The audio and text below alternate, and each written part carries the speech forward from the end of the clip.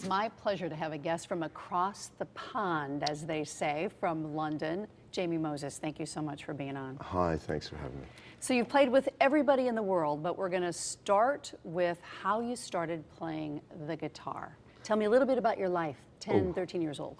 Oh, how did you know I was 10? Lucky guess? I'm just guessing. Right. So around 10, 13, you picked up a guitar from where? Well, I got it for my 10th birthday, which was a long time ago. And by my 10th Christmas, which was 3 months later, I was playing well enough for my parents to buy me an electric guitar. And the Beatles were in the charts, and the Stones, and Hendrix. No, Hendrix hadn't quite burst on the scene. That'll tell you how long ago that was. And I knew it was what I wanted to do, had to do. And Mom and Dad said what? Mom was English, Dad was in the Air Force. U.S. Air Force, yeah, that's right, yeah. They said, great, yeah. They loved it, they loved it. And of course, as I got older, and it took over my whole way of life. What do you mean by that? Well, because, okay, I did very well at school up until the age of 10 and a half. Okay. And I was always either top of the class or next to top of the class. I got mad if I wasn't the top of the class on whatever it was. It's the guitar, washed down the grades went, you know, but suddenly people would speak to me when they wouldn't before. All right, so you've got this guitar. People are starting to notice you. Yeah. At what age? At 11. And what are you doing? You're playing out somewhere? Well, no, I had a band in, because although I was born in England, I was brought up around the States. Right. And we were, at that point, we were in Rome, no, not Rome, New York, that was earlier on. Rantoul, Illinois, which is near Champaign, Illinois. And, because my dad was stationed there with the Air Force. And I had a band called the 3 Js, Jim, and Jeff. And if they're out there anywhere, I wonder what's happened to them, Jeff Wheeler. They're in the States somewhere, maybe. Probably. Do you remember something you played way back in Illinois? Something we played, well, the first song I ever played just little chords. Live was Puff the magic dragon, live by the sea. This is true? It was you really, awful. So it was awful. You did little kids' songs. Well, yeah, no, it's because my music teacher said, this is what you should play. But he told me, you got to play it in E flat, because the record's in E flat. Lie. Which is not. So you have to play it like this. Check this out. I can barely play it now in that key, you know, so, but he was sadistic. So, so when did you start getting noticed by some really popular people? Was it, in the United States? Was it in London? It was, well, because my dad was then stationed in Japan for 2 years, so we went there, and I had a band there called the Inferno. Hey, brilliant. And, but we were doing all the Hendrix stuff and Creedence and... so you're doing covers? Oh, yeah, it was covers, but we were all 14 years old, so we used to do local TVs and radios and things because we were also young. And we kind of became known in Kyushu and the Southern Island a bit. And then I moved to England, and it was then that I started to meet and play with well-known people. Like? Let's see, who would be the first? And you think of yourself as a session guitarist, so you can play with anybody. Yeah, yes, more or less, yeah. So we're going to get to the Queen thing. Let's get to that now. How was it that you ended up touring with Queen? Because there's a very good and old friend of mine named Spike Edney, who is their keyboard player, and still is to this day, and their musical director, and he has been since 1983, something like that, when Fred was around. We used to hang around together in the early 70s. He went off his way. He went and joined Queen. I went and did various bands, a band called Paper Lace and so Olivia Newton-John and things like that. And then he called me up one day and said, listen, after Freddie died, and he said, Brian wants to put together a band. Brian May. Call it the Brian May Band. And he needs second guitar. Are you interested? Said, yeah, great, fantastic. So I went along, auditioned, and I said to Brian, I said, you know, we've had a play, and I said, this is a dream come true. You're one of my top 5 guitar players. And I said, I'm not blowing smoke here. I really mean it. I just wanted to tell you that whatever happens, it's been a joy. You know, he said, oh, thank you very much. And I got the gig. Okay, so tell me Because I what, sucked up to him. No, I'm joking. I'm joking. what is the gig like playing with Queen? Oh, fantastic. Really fantastic. I mean, one of the best buzzes you can get, this, especially when Radio Gaga, that's the killer. Because you put your arms, well, here is Radio Gaga. You do that and you see, we did a gig in Kharkov in the Ukraine, in the city center there, to 350,000 people. What a and rush, to see them doing that, it's stirring. You know, it's almost like a political rally type of thing. It gets a bit scary. Give me a little Queen.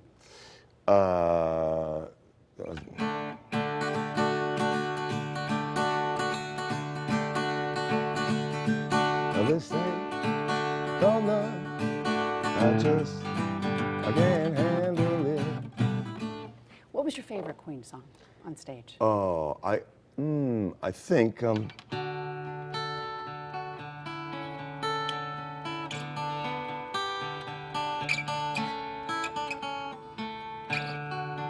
Under Pressure, probably. It's a Now, lovely song. you mentioned Olivia Newton-John. Yeah. You played with her. You played with Tom Jones, and I saw a video with you at the Queen's Jubilee. Yeah.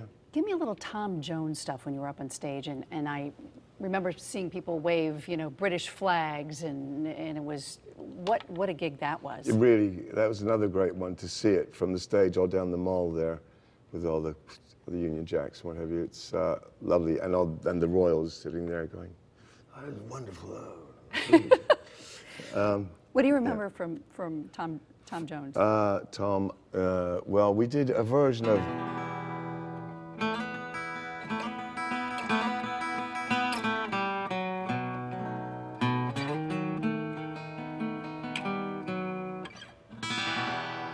that's how we start it nowadays. And then we go into I saw the light on the wall when I passed by a window. So we do a kind of a more of a Latin-y type of thing to it. It works actually. It's quite good. Tell me a story about Paul McCartney and his daughter's birthday. McCartney's birthday, brilliant. In fact, I ran into him at the Queen's Jubilee, and I reminded him of this story that I'm about to tell. And he said, I said, Paul, do you remember me? 20 years ago, I played at your birthday. He grabbed hold of my chin and said, of course I do, cheeky chappy. What is it like to hang out with Paul McCartney? On his farm, I guess you were? Yeah, it was on his farm, and his daughter's 25th, Mary's 25th, and I approached him during the break and said, listen, you should get up and do birthday. You know, the...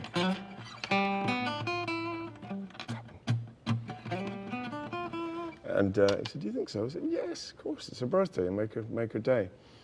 And so he did, and I got to do the Beatling on the mic thing with him. You know, the Lennon and McCartney sharing the mic thing. Thank you very much. I got this up on my wall at home, yeah.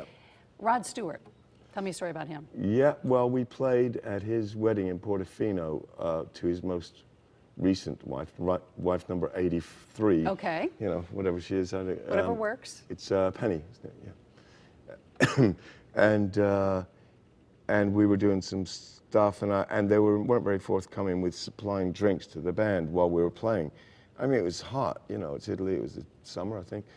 And there's no water even on the stage. And I said, what do we got to do to get a beer up here? I said over the mic between songs. And a minute later, Rod comes up with one bottle of Heineken, puts it down by my pedal board and goes. See, now that's service, right? I said, thank you. What about my friends? Yeah. The most interesting moment as a session guitarist, what was it? What is it? Because you're playing in many different bands over in the UK now.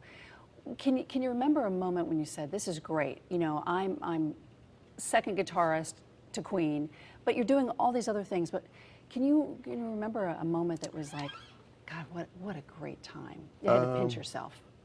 Yeah, well, we did, I played with Bob Geldof at the at the Freddie Mercury tribute at Wembley Stadium, and that was pretty cool.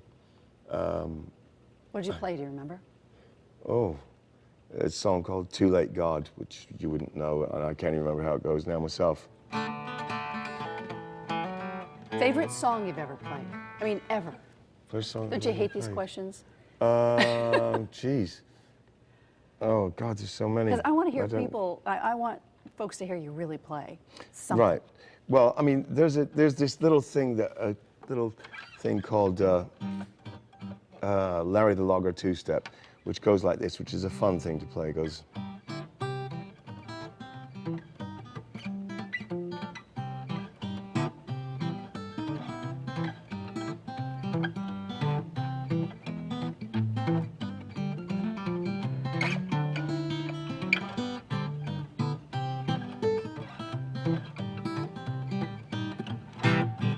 It's a lot longer than that, but it goes on. It goes on and on and Yeah, on. yeah. Tell me about why you came to Connecticut. This is your first trip here? I think it is, yeah. I think it is. You've been all over the we world. might have played here with Queen and Paul Rodgers. Maybe in Hartford or somewhere, I don't know. Could be, yeah. Back in the day. Because there's a lovely old theater which is in danger of closing down, and we don't want that to happen. There's a friend of mine, Joe, who's called me up and said, come help us out. We're raising some money to save this place. So the next time I call, if I need something, you're just going to come, you're going to fly You in can here from count London? on me. I love that. And so we're bringing together this big rock party with some of the city fathers and some of the city mothers from Bristol, and we're putting together a great extra extravaganza, and that's going to be on Saturday night. And you're a at bit of a Memorial musician Boulevard. as well, right? I'm a singer. You're a singer. 10 brothers and sisters. Dad taught us all how to sing and play. I love it. Yeah. So let's do a little something together. Maybe Love of My Life. Let's do Okay. a verse, okay? And now I'm going to give it a little bit of power here, so turn it up at home if you want.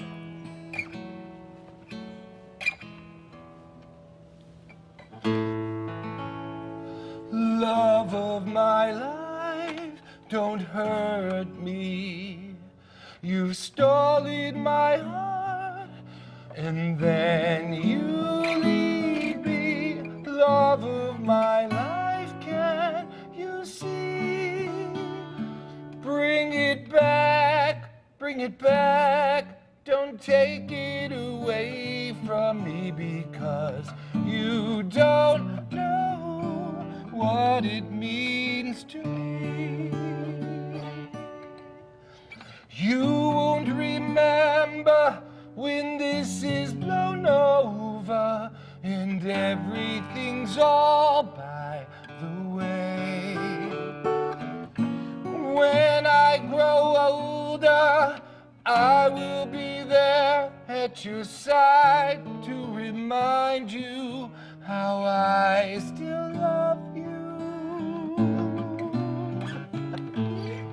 That's just a part of it. Terrific. No, that's just a part of it. Well, And, you know, this is just amazing. How did the two of you meet again? it's funny, How did this come Ann. together? Ann, we met about 5 hours ago.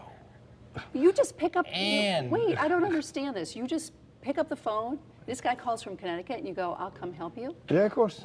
Oh, yeah. That doesn't happen. Isn't that wild? We talked about it a few years ago, like I said. And when that didn't pan out, I said to myself, this is going to happen someday.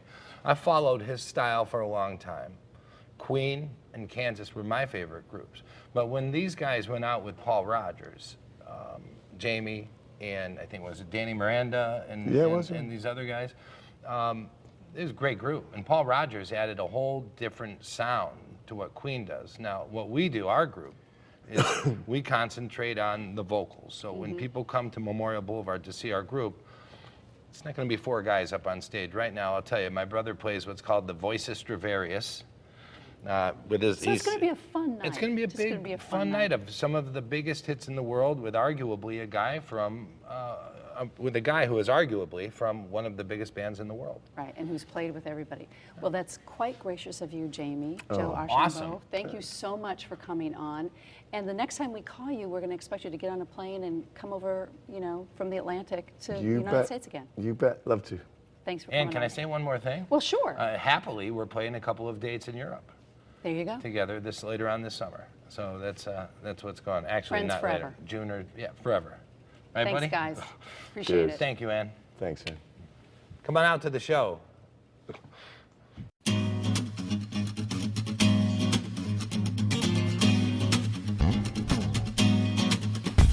Made a trivial pursuits when one this in. Who's this girl I spend all night kissing? And if one was right here, then who else is missing? Got a little sidetracked, I found myself wishing I found the keys to the door, but it's also a metaphor. Things keep locked in the grocery store, but mine just to save time. Skip right ahead to the last ride. The harder we look, the less we can see. Don't you know, you know, you know that you need me.